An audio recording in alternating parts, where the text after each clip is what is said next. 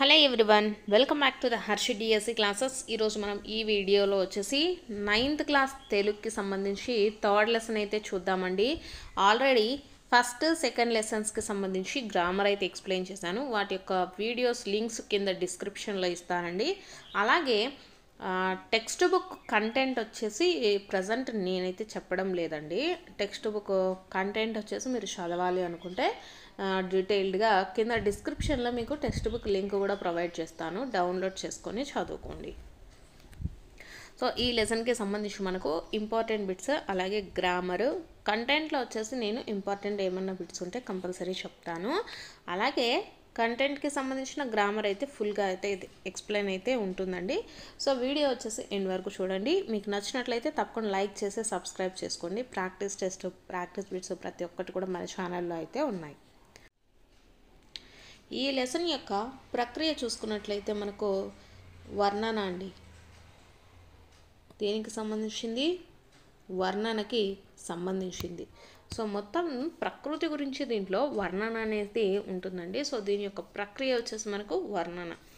Next దీని యొక్క కవి రచయితలు ఎవరు అంటే వివిధ కవుల నుంచి అయితే మనకు ఈ హరివిల్లు అనేటటువంటి లెసన్ అయితే తీసుకోబడింది. మూల గ్రంథం వచ్చేసి వివిధ రచనల నుంచి అయితే తీసుకున్నారండి. సో ఇక్కడ మనకు మొత్తం ప్రకృతి గురించి ఉంటుందన్నమాట. సో ఇక్కడ మనకు చెట్లు ప్రకృతి రాసుకుంటున్న కావ్యాల్లా పరిమళిస్తూ ఉన్నాయి. వాటి నిండా విస్తరించే పత్రాలు భావఛత్రాలై మండిపోయే మట్టి మీద మమతల నీడలు కురిపిస్తున్నాయి అనేటటువంటిది ఇక్కడ మనకు చూసుకున్నట్లయితే చదవండి చర్చించండిలో ప్రకృతి కావ్యాలు అనేసి ఇచ్చారండి. సో ఈ ప్రకృతి కావ్యాలు అనేటటువంటి దాన్ని రచించింది ఎవరు అంటే జె బాపురెడ్డి. నెక్స్ట్ ఇక్కడ దీని యొక్క ఉద్దేశం, ఈ హరివిల్లో లెసన్ యొక్క ఉద్దేశం చూసుకున్నట్లయితే మనకు మనిషికి ప్రకృతికి విడదీయరాని సంబంధం. ప్రకృతిని తరచి చూడటం మనిషి యొక్క అలవాటు. ఉదయించే సూర్యుడు, రాలిపడే చినుకులు, జలజల పారే నీరు, చిరుగాలి సవ్వడి, పూల పరిమళాలు, కిలకిలా రాగాలు, చిమ్మ చీకటి, చల్లని వెన్నెల, ఇలా ప్రతీదీ మనిషిని ఆకర్షించి ఆనందాశ్చర్యాలలో ఓలలాడిస్తుంది.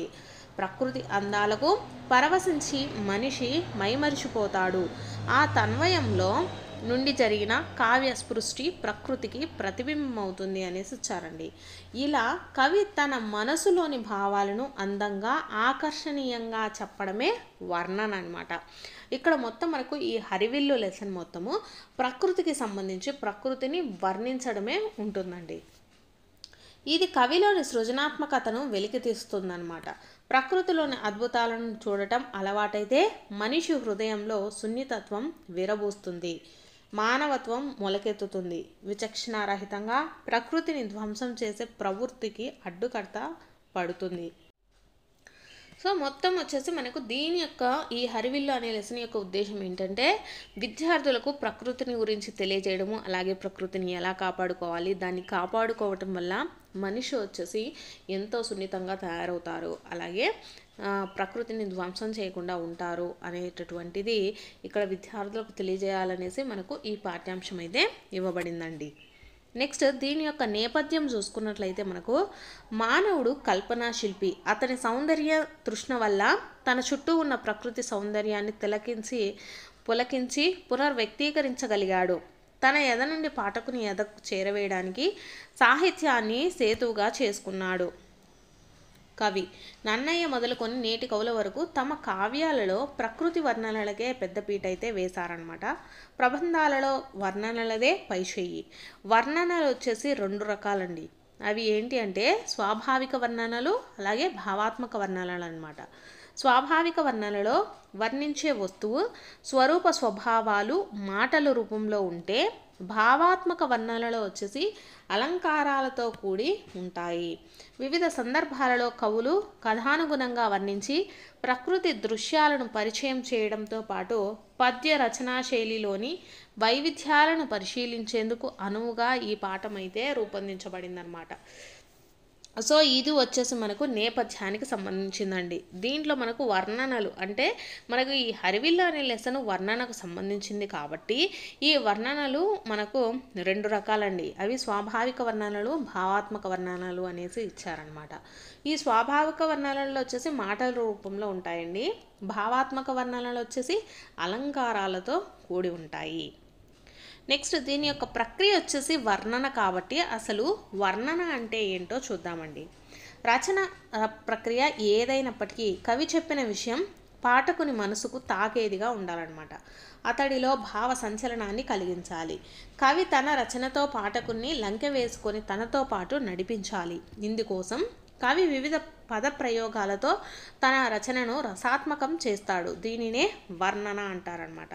సో వర్ణన అంటే ఎలా ఉంటుందంటే మనిషి కవి వచ్చేసి రచన చేసినప్పుడు దాన్ని చదువుతుంటే ఎలా ఉండాలంటే ఆ ఊహలలోకి వెళ్ళిపోవాలన్నమాట. ఆ విధంగా ఉండి వర్ణించేటటువంటి దానినే వర్ణన అనేసి చెప్తారండి. విషయాన్ని కేవలం విషయంగా కాకుండా సరి అయిన పోలికలతో కలిపి వివరిస్తారు. కావ్యాలలో అష్టాదశ వర్ణనలు ఉంటాయి. ప్రబంధాలు వర్ణనలకు పుట్టినిల్లన్నమాట. భావ కవిత్వమైన అభ్యుదయ కవిత్వమైన వర్ణనలతోనే రచనకు భావపుష్టి అనేది కలుగుతూ ఉంటుందండి. సో ఇది మనకు వర్ణనకు సంబంధించి. నెక్స్ట్ ఇది వచ్చేసి మనకు వివిధ కవుల నుంచి అయితే తీసుకోబడింది కదా. సో కవి పరిచయం చూద్దామండి. ఈ పాఠ్యాంశంలోని పద్యాలను వివిధ కవులు రచించిన గ్రంథాల నుంచి అయితే తీసుకున్నారనమాట. సో ఎవరు ఆ కవులు అంటే ఎర్రన్న రచించినటువంటి హరివంశము, అలాగే రామరాజభూషణుడు రచించినటువంటి వసుచరిత్ర, మొల్ల రచించిన రామాయణము, కూచిమంచి తిమ్మకవి రచించినటువంటి రుక్మిణీ పరిణయము, దాశరథి రచించినటువంటి అమృతాభిషేకము, శ్రీనాథుడు రచించినటువంటి శృంగార నైషధము, అలాగే అల్లసాని పెద్దన్న గారు రచించినటువంటి మనుచరిత్ర, వీవూరి వెంకటాచార్యుడు గారు రచించినటువంటి విశ్వకర్మ పురాణం, పాల్కూర్కి సోమనాథుడు రచించిన పండితారాధ్య చరిత్ర గ్రంథాల నుంచి ఎంపిక చేసుకున్నటువంటి పద్యాలతో ఈ పాఠం అయితే రూపొందించబడిందండి. చూసారు కదా, ఎర్రన్ వచ్చేసి హరివంశము, రామరాజభూషణుడు వచ్చేసి వసుచరిత్ర, మొల్ల వచ్చేసి రామాయణము, కూచిమంచి తిమ్మకవి వచ్చేసి రుక్మిణీ పరిణయం, దాశరథి వచ్చేసి అమృతాభిషేకం, శ్రీనాథుడు వచ్చేసి శృంగార నైషధం అండి, అల్లసాని పెద్దన్న మనుచరిత్ర, వేవూరి వెంకటాచార్యులు వచ్చేసి విశ్వకర్మ పురాణం, పాల్కుర్కి సోమనాథుడు రచించినటువంటి పండితారాధ్య చరిత్ర గ్రంథాల నుంచి ఎంపిక చేసిన పద్యాలతో అయితే మనకు ఈ పాఠం రూపొందించబడిందనమాట. నెక్స్ట్ ఇక్కడ వచ్చేసి మనకు పాఠానికి సంబంధించి అయితే ఇవ్వడం జరిగిందండి. నెక్స్ట్ ఇక్కడ సూర్యోదయంకి సంబంధించి మిన్నేటి సూర్యుడు వచ్చెనమ్మ, పల్లెకోనేటి తామరలు విచ్చెనమ్మ, ఇది మనకు సూర్యునికి సంబంధించినటువంటి పాట అండి. సో దీది మనకు ఎక్కడి నుంచి తీసుకున్నారంటే వసుచరిత్ర కావ్యంలో, అంటే రామరాజభూషణుడు రచించినటువంటి వసుచరిత్రలో ఈ సూర్యోదయం గురించి అయితే మనకు చెప్పబడిందండి. నెక్స్ట్ నక్షత్రాల గురించి ఇచ్చారండి.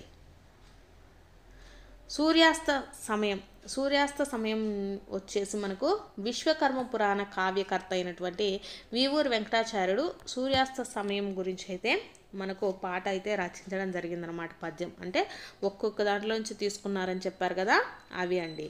నెక్స్ట్ వెన్నెల అంటే వెన్నెల గురించి మనకు రుక్మిణీ పరిణయంలోని కూచిమంచి తిమ్మకవి వెన్నెల్లో జరిగిన వింత విశేషాలను గురించి వర్ణించడం జరిగిందండి. రుక్మిణీ పరిణయంలో నుంచి వెన్నెల అండి. నెక్స్ట్ చూసుకున్నట్లయితే మనకు మొల్ల రచించిన రామాయణంలో వచ్చేసి శరత్కాలపు వర్ణన ఉందండి. మొల్ల రచించిన రామాయణంలో శరత్కాలపు వర్ణన అయితే ఇవ్వడం జరిగింది. ఇక్కడ పద్యాలు ఇచ్చేసి మనకు ఎక్కడ దేని గురించి అనేసి కూడా అడుగుతారు. సో కింద మీకు టెక్స్ట్ బుక్ లింక్ ఇస్తాను, ఒకసారి అయితే చదువుకోండి. నెక్స్ట్ చీకటి అందమైనది, ఇది వచ్చేసి మనకు హరిశ్చంద్రుడు రాసించినటువంటి శ్మశాన వాటికలో అనేసి ఇచ్చారండి. నెక్స్ట్ చిమ్మ చీకటి ఎంత చిక్కని పదాలతో దాశరథి అమృతాభిషేకంలో కూడా వర్ణించడం జరిగింది. ఇలా ఒక్కొక్క పాట ఒక్కొక్క దాంట్లో నుంచి తీసుకోబడిందండి. నెక్స్ట్ మనకు దీనికి సంబంధించినటువంటి గ్రామర్ అయితే చూద్దాము. భాషాంశాలు పదజాలం చూద్దామండి. ఎరుపు రంగులో ఉన్న పదానికి అర్థం రాసి దానిని ఉపయోగించి సొంత వాక్యం రాయండి అనేసి ఇచ్చారు. ఫస్ట్ది, భానుడు తూర్పున ఉదయిస్తాడు. భానుడు అంటే మీకు అందరికీ తెలిసిందే కదండి, భానుడు అంటే సూర్యుడు. నెక్స్ట్ క్వశ్చను, శివుని తాండవం చూస్తే ఆనందం కలుగుతుంది. తాండవం అంటే నృత్యం అండి. తాండవం అంటే ఏంటిది? నృత్యము. నెక్స్ట్ది, నాకు అమ్మ భాష అంటే మిక్కిలి ఇష్టము. మిక్కిలి అంటే ఎక్కువ అండి. మిక్కిలి అంటే ఎక్కువ. నెక్స్ట్, జింక తత్తరపాటుతో పొదలలోకి దూకింది. తత్తరపాటు అంటే కంగారు అండి. తత్తరపాటు అంటే కంగారు, భయంతో పొదల్లోకి దూకింది. నెక్స్ట్ ఫిఫ్త్ వన్, సాయంకాలం కాగానే సూర్యబింబం కనుమరుగైంది అనేసి ఇచ్చారండి. కనుమరుగైపోవటం అంటే ఏంటండి? మాయమైపోవటము, కనిపించకుండా పోవటము అనేటటువంటి అర్థాలు అయితే వస్తాయన్నమాట. సో ఇక్కడ భానుడు అంటే సూర్యుడు అండి, తాండవము అంటే నృత్యము, మిక్కిలి అంటే ఎక్కువ, తత్తరపాటు అంటే కంగారు, భయపడటము, ఇవి కూడా వస్తాయి. నెక్స్ట్, సాయంకాలం కాగానే సూర్యబింబం కనుమరుగైంది. కనుమరుగవడం అంటే మాయమైపోవటము లేదా కనిపించకపోవటం అండి. క్రింది పదాలకు పర్యాయ పదాలు రాసి వాటితో వాక్యాలు రాయండి అనేసి ఇచ్చారండి. ఇక్కడ నభము, నభము అంటే ఏంటండి? ఆకాశము, గగనము, ఇవి పర్యాయ పదాలు. నెక్స్ట్ మనకి ఇంకా ఏమేమి ఇచ్చారు? ధనువు, పయోధరము, కేదారము, సస్యము, వెల్లువ, నిచ్చలి అనేసి ఇచ్చారండి. సో వీటికి మనము పర్యాయ పదాలు అయితే చూద్దామండి. ధనువు అంటే ధనస్సు, విల్లు. నెక్స్ట్ పయోధరము అంటే మేఘము, అభ్రము. కేదారము అంటే పొలము, పంట భూమి. నెక్స్ట్ సస్యము అంటే పంట, పయరు. నెక్స్ట్ వెల్లువ అంటే ప్రవాహము, వెళ్ళి. నెక్స్ట్ నిచ్చలి అంటే సఖి, స్నేహితురాలు అండి. సో ఇవి మనకు పర్యాయ పదాలు. నెక్స్ట్ క్వశ్చన్ చూద్దాము. క్రింది పదాలకు నానార్థ పదాలు రాయండి అనేసి ఇచ్చారండి. ఫస్ట్ది ధర అనేసి ఇచ్చారు. ధర అంటే భూమి, వెల. నెక్స్ట్ పంక్తి అంటే వరుస, గుంపు. తారక, తారక అంటే ఏంటండి? నక్షత్రము, కన్ను. చుక్క అంటే నక్షత్రము, బిందువు అండి. నెక్స్ట్, క్రింది పదాలకు ఉత్పత్తులు రాయండి అనేసి ఇచ్చారు. ఉత్పత్తి అర్థాలండి. సూర్యుడు అంటే సమస్త కార్యములనందు జీవులను ప్రేరేపించేవాడు, భానుడు అండి. నెక్స్ట్ ధర అంటే సమస్తమును ధరించున్నది, భూమి. నెక్స్ట్ తోయజము అనేసి ఇచ్చారు. తోయజము అంటే నీటి యందు పుట్టినదండి. నీటి యందు పుట్టినది ఏంటిది? తామర. నెక్స్ట్ శైలము అనేసి ఇచ్చారు. శైలము అంటే శిలలతో కూడి ఉండునది అండి. శిలలతో కూడి ఉండునది ఏంటిది? అది పర్వతము. సో ఇవి ఉత్పత్తి అర్థాలండి. నెక్స్ట్, క్రింది ప్రకృతి పదాలకు వికృతి పదాలు రాయండి అనేసి ఇచ్చారండి. ఫస్ట్ది సంధ్య, దిశ, ఆకాశము, చంద్రుడు, ముత్యము, మేఘము అనేసి ఇచ్చారు. సో సంధ్యకు చూసుకున్నట్లయితే మనకు వికృతి ఏమవుతుందండి? సంధ్య. దిశ అంటే దశ. ఆకాశము అంటే ఆకాశము. చంద్రుడు అంటే చంద్రుడు. ముత్యము అంటే మొత్తెము అండి, మొత్తెము. మేఘము అంటే మొయ్యిలు. సో ఇవి మనకు ప్రకృతి వికృతులండి. నెక్స్ట్ వ్యాకరణాంశాలలో సందుల గురించి ఇచ్చారు. సో ఎడాగమ సంధి ఇచ్చారండి. ఎడాగమ సంధికి సూత్రం చూసుకున్నట్లయితే సంధి లేని చోట స్వరంబు కంటే పరంబైన స్వరంబునకు ఎడాగమంబగు ఆగంబునగా వర్ణాధిక్యంబు అనేసి ఇచ్చారండి. ఇక్కడ మా అమ్మ అంటే మా ప్లస్ అమ్మ మా యమ్మ అవుతుందండి. మీ ప్లస్ ఇల్లు అంటే మీ ఇల్లు అవుతుంది. సూత్ర వివరణ చూసుకున్నట్లయితే మనకు సంధి జరిగినప్పుడు అచ్చు కంటే పరమైన అచ్చునకు ఎడాగమం వస్తుందండి. ఇక్కడ యా అనేది వస్తుంది. మా ప్లస్ అమ్మ మా అమ్మ కాకుండా మా యమ్మ వస్తుంది. ఇక్కడ యా అనేది వచ్చిందండి. దాన్ని ఎడాగమం అని అంటారు. స్వరం అంటే అచ్చు. ఎట్ ప్లస్ ఆగమం ఎడాగమం. యాలో అకారం ఉచ్చారణానికి చేర్చబడింది. ఇక్కడ మనకు ఆ ఉంది కదా, సో ఆకి మనకు యా అనేటటువంటిది చేర్చబడిందండి. యై అనేది ఆగమముగా వస్తుంది. తెలుగు భాషలో పూర్వపదాంత దీర్ఘాక్షులకు సాధారణంగా సంధి జరగదు. ఇలాంటివి కూడా గుర్తుపెట్టుకోండి. మనకు క్వశ్చన్ అనేది ఎంత కన్ఫ్యూజన్గా ఇవ్వాలో అంత కన్ఫ్యూజన్గా ఇచ్చే ఛాన్సెస్ కూడా ఒక్కొక్కసారి అయితే ఉంటాయండి. తెలుగు భాషలో పూర్వపదాంత దీర్ఘాక్షులకు సాధారణంగా సంధి జరుగుతుందా జరగదా అనేసి కూడా అడుగుతారు. సో సంధి జరగదండి దీర్ఘాక్షులకు. ఇతర అచ్చులకు కూడా కొన్ని సందర్భాలలో సంధి జరగదు. రెండు అచ్చుల్ని వరుసగా ఉచ్చరించడం కూడా కష్టము. కాబట్టి ఉచ్చారణ సౌకర్యం కోసము వాటి మధ్యలో వచ్చేసి యకారం అనేది చేరుతుందండి. దీనినే ఎడాగమం అంటారు. సో ఎడాగమం అంటే మీకు అర్థమైంది కదా. నెక్స్ట్ది ఆగమంగా వర్ణాధిక్యం వస్తుందనేసి చెప్పారు. సో వర్ణాధిక్యం అంటే ఏంటి? ఒక వర్ణము అధికంగా వచ్చి చేరడాన్ని వర్ణాధిక్యం అంటామండి. దాన్ని ఏమంటాము? మిత్రావధాగమం అనేసి కూడా పిలుస్తామన్నమాట. ఆగమము మిత్రుని వంటిది కాబట్టి ఒక వర్ణం మిత్రుని వలె పక్కకు వచ్చి చేరడాన్ని ఆగమనమని గ్రహించాలి. సో ఇక్కడ ఆగమనం అంటే ఒక వేరో అక్షరం వచ్చేసి మనకు మిత్రునిగా వచ్చి చేరుతుందండి.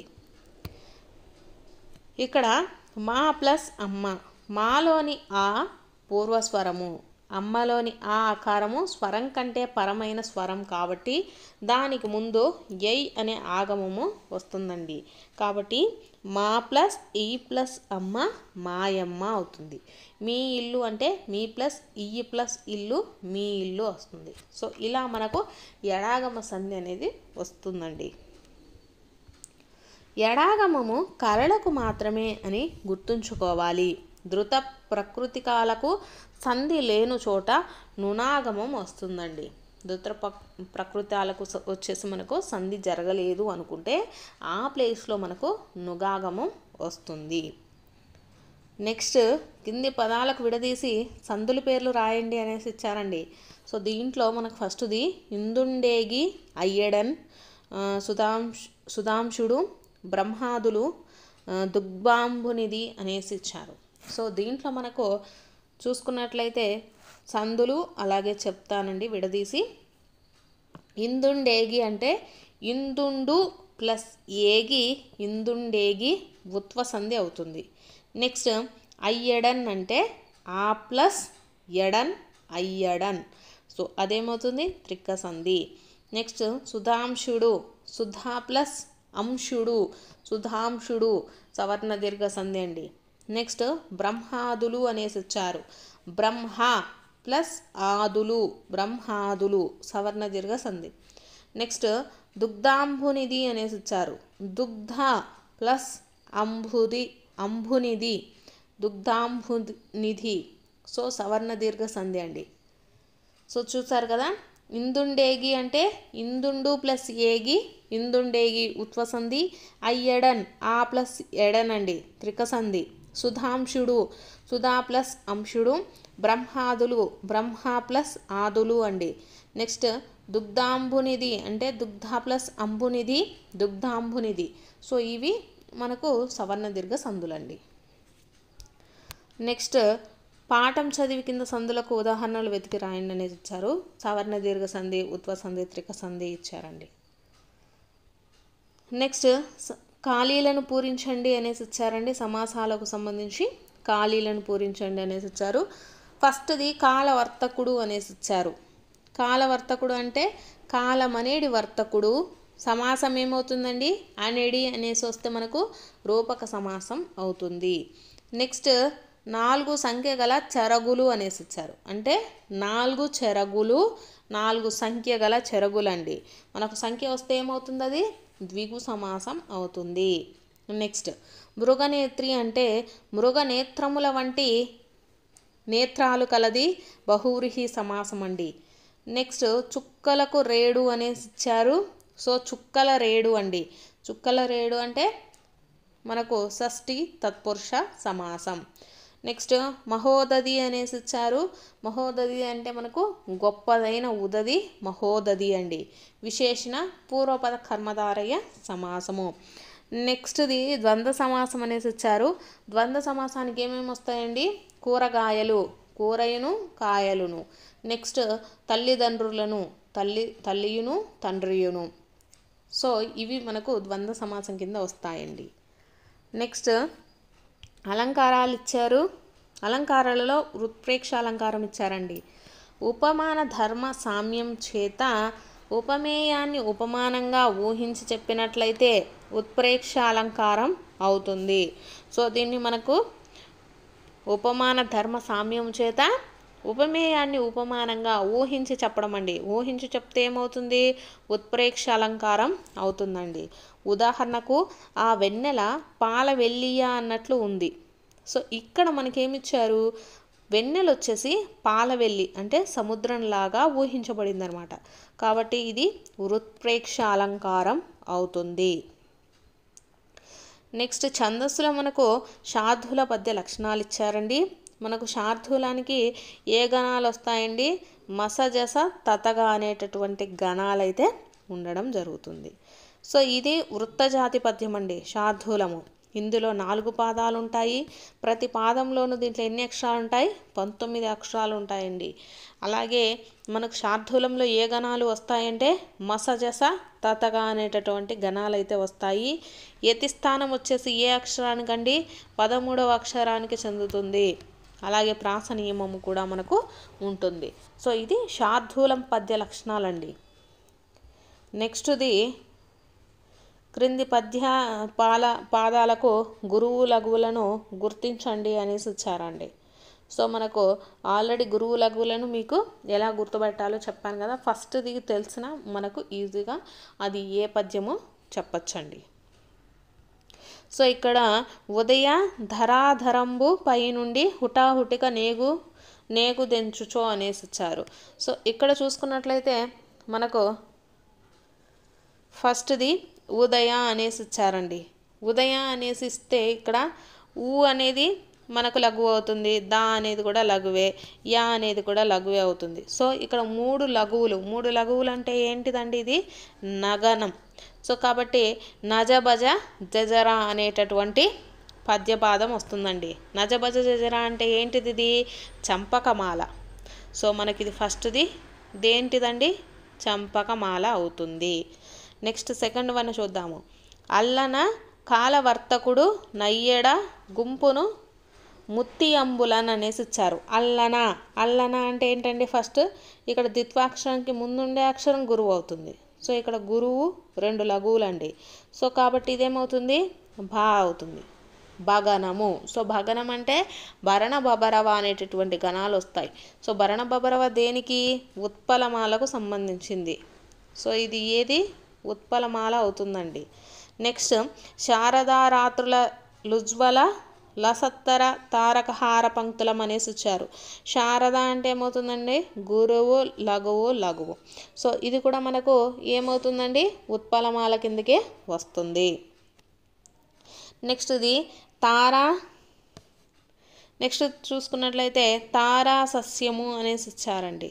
తారా సస్యము పద్యంలో మనకు గణాలు ఏమేమి వస్తాయండి? ఫస్ట్ 3 గురువులు వస్తాయి. తా రా, ఇక్కడ శ్యా ఉంది కాబట్టి శ్యాకు ముందుండేది కూడా గురువు అవుతుందండి. సో 3 గురువులు ఉంటే ఏమవుతుందండి? అది మగనం అవుతుంది. కాబట్టి ఇది మనకు ఏమవుతుందండి? మసజస తతగా అనేటటువంటిది వస్తుంది. సో మసజస తతగా అనేటటువంటిది మనకు దేంట్లో ఉంటుందండి? ఇది వచ్చేసి శార్దూలానికి సంబంధించింది. సో ఇలా అయితే గుర్తుపెట్టుకోండి. ఫస్ట్ది వచ్చేసి చంపకమాలకి సంబంధించింది, సెకండ్ది ఉత్పలమాల, నెక్స్ట్ థర్డ్ వన్ వచ్చేసి మనకు ఉత్పలమాలకి సంబంధించింది, ఫోర్త్ వన్ వచ్చేసి శార్దూలానికి సంబంధించిందండి.